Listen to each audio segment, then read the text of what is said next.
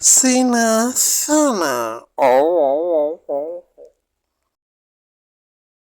මාමට මතක නැති කියලා ඕම් මං ගෑස් සිලින්ඩරේ ඉක්මනට දාගත්තා එන යම් පහගලා ඉක්මනට ගෙදර ඉන්න මංවත් දාගෙන මේ ගිනි කාස්ට් එකේ මෙයාලා මේ සුපර් මාකට් එකයි යනවා මේගොල්ලන්ට බඩු ගන්න තේරෙන්නේ නැහැ කියලා මම මේ ගෙදර මෙලහකට හිටියා නම් හොඳට කාලා හොඳට බුදියගෙන ඉන්න වෙලාවනේ ඕගොල්ලන්ත් ඉතින් මට කැමති කෑම ගන්නවා. ඉතින් මම්ම යන්න බෑ තෝරලා බේරලා ගන්න. නැත්නම් ඉතින් මේගොල්ලන් මස් ඉල්ලුවාම කටුනේ ගෙනත් දෙන්නේ. අමාරු ගිහිල්ලා බඩු තෝරලා අරන් ඉන්නේ හරියට 7 අවුරුද්දකින් කාලා හිටදලා නෑ වාගේ. ගම්මාතුරු කැමති සුපර් මාකට් එකේ දෙකට නැමිලා බඩු තෝරලා ගන්න නෝනලා දිහා බලා ඉන්න. මට ඉතින් ඕවා බලා ඉඳලා සුපර් මාකට් එක එපා වෙලා තියෙන්නේ. ඒ ඔක්කොටම වැඩිය අහපන් මම බයිසිකල් යනවා බලා ඉන්න බැරුව ටවුමේ ඉන්න බල්ලෝ ටික.